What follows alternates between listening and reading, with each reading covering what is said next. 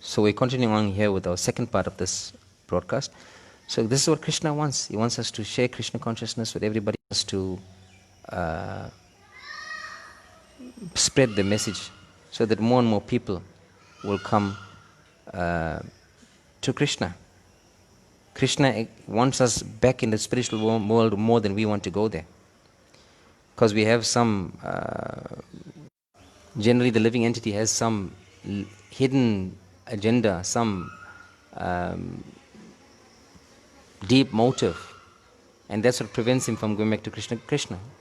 But Krishna, his only desire is our welfare. That's why Krishna is known as our ever-well-wisher.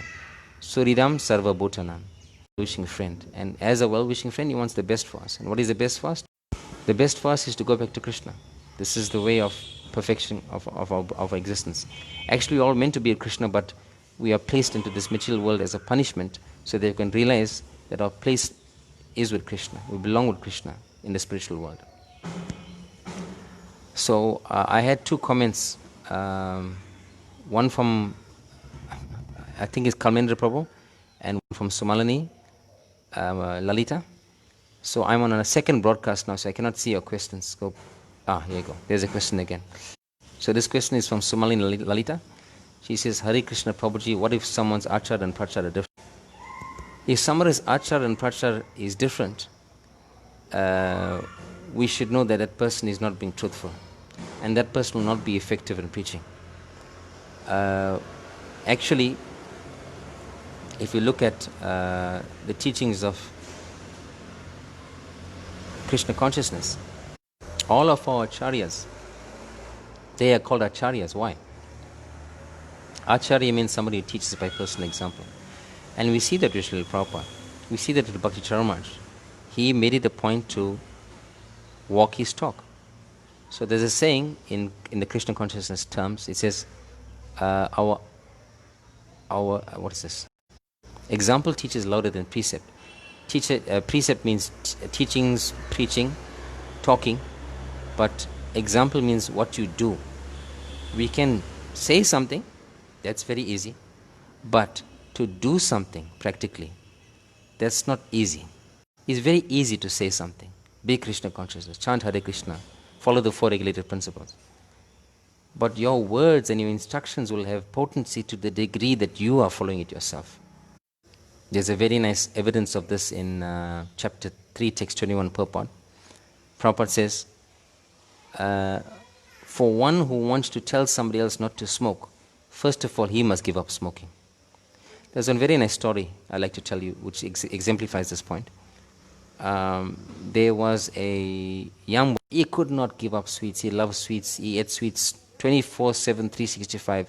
He was completely addicted to sweets and he could not give it up.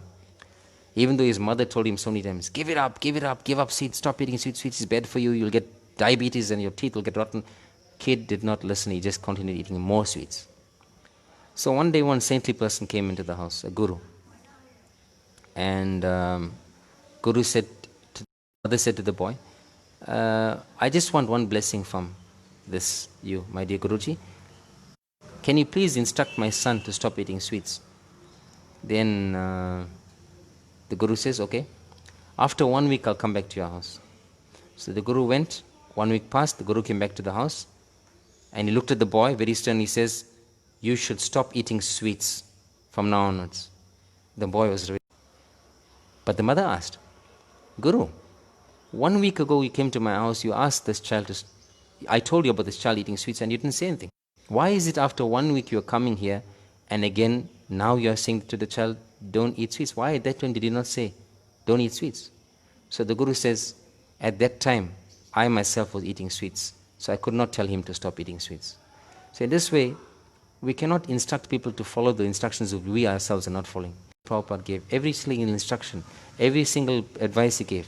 Prabhupada followed it himself. And therefore, he had the potency to say, do this and do that, because he himself was doing. So, very good question, Sumalini Lalita.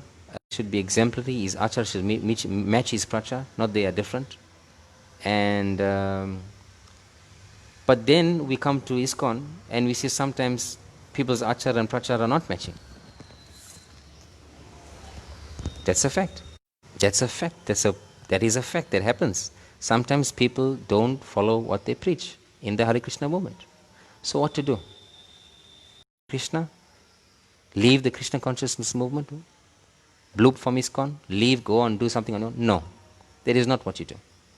What you do is you understand. You consider, you think, is this person trying to come to the point of matching his achara and his prajna? Is he genuinely trying to become perfect? If the person is genuinely trying to become perfect, even in a small baby still trying to preach, you should understand this person is genuine. If the person is just relaxing and not trying to improve, then there's something else. If he's purposely making mistakes, then something else. But while if the person is trying, genuinely, making mistakes, but still continuing to try to preach to please Guru and Krishna, that person should be accepted as genuine. We see a good example of this in chapter 9, text 30, 31, where Krishna speaks of somebody who is but somebody that fell down. And Krishna says if that person is properly executing the activities in Krishna consciousness and sincerely trying, he should be accepted. This is Krishna is instructing us. This is an instruction from Krishna that we should accept that person. And if we reject that person, and if we find fault in that person, it is us who are causing an offense against that Vaishnava. So we should be very, very careful not to judge others. People are very quick to judge. Oh, see, he's doing this, but he's doing this. He's doing this, but then he's doing this, but then he's preaching at the same time, but then he's doing this. But we get confused. But you should try to understand who's perfect in this world.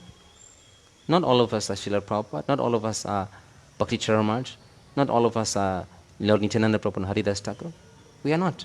We are trying to become perfect. My Guru Maharaj told me once something very, very important. He's holding this Bhakti Chaitanya Maharaj. So my Guru Maharaj, Srila Bhakti Chaitanya Maharaj, said to me once, when I was making so many mistakes, I was the personal servant of my Guru Maharaj, Bhakti Chaitanya Maharaj, once, 2006, 2007. And I was making so many mistakes, and I apologized to him. I said, Guru Maharaj, I'm so sorry. I'm trying my best, but I just make mistakes. So my Guru Maharaj gave me an instruction which I carry in the core of my heart up to today. He said, from imperfection, perfection can come. This is a great, great, great, great instruction for the world, actually. That when you try your best sincerely, you are imperfect. We know you. It's an imperfect world. We are imperfect beings. That's why we are here. Nobody is perfect. But try for perfection. And from that imperfection, perfection can come. We have one question from, I hope that answers your question, Sumani Lalita Mataji. So we have a question here from Tirthanga Nitai Prabhu. He asks, is becoming a preacher the highest service? So Tirthanga Nitai Prabhu asks, is becoming a preacher the highest service? One may be doing cooking or deity worship. That's a very good question. But, as I explained before, one's actions in itself are preaching. If you do your service as a cook or as a pujari very well, that in itself is preaching. You know, there's a devotee in Mayapur. His name is Mantra Das Brahmachari. He is a pujari of Lord Nishingadev. And I've known Mantra Das being a pujari of Nishingadev for the past 12 years. So long as coming to Mayapur, I know about Mantra Das. And if you study him, he is so focused in his service. He is absolutely dedicated to his service. He is so punctual in his service. He is so serious in his service. He is so sincere in his service. And I admire that. I'm a Grihasta. I'm not a pujari. But looking at Mantra Prabhu, I'm really amazed. This person is so incredible. He's so devoted and dedicated to following the order of his Guru, and he's carrying out his devotional service so pakka, so sincerely, that he's preaching. Preaching by one's activities. That's achar. His achar is his prachar.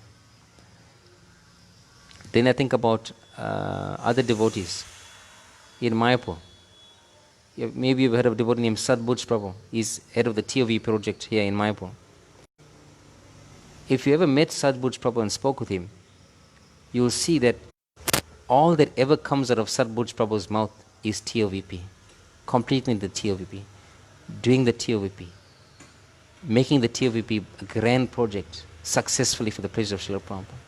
All he speaks about is the TOVP the whole day. I never heard Sadhguru Prabhu give a class. I never heard Sadhguru Prabhu, going on a Sankirtan bus party, traveling Sankirtan bus party. Maybe he did so as a brahmachari, but now he's not doing that. But by his following the orders of his spiritual master and by executing his devotional service with sincerity, Sadhguru Prabhu is doing excellent preaching. Excellent preaching. So this is your question here, Caitanya Prabhu. If one is doing cooking and deity worship, no Prabhu. That's not the higher service. That is preaching too. It's just the way we see it. And if you see that our very action, our very words, our very thoughts actually are preaching, we will do things carefully and mindfully. How is this what I'm thinking, doing, saying?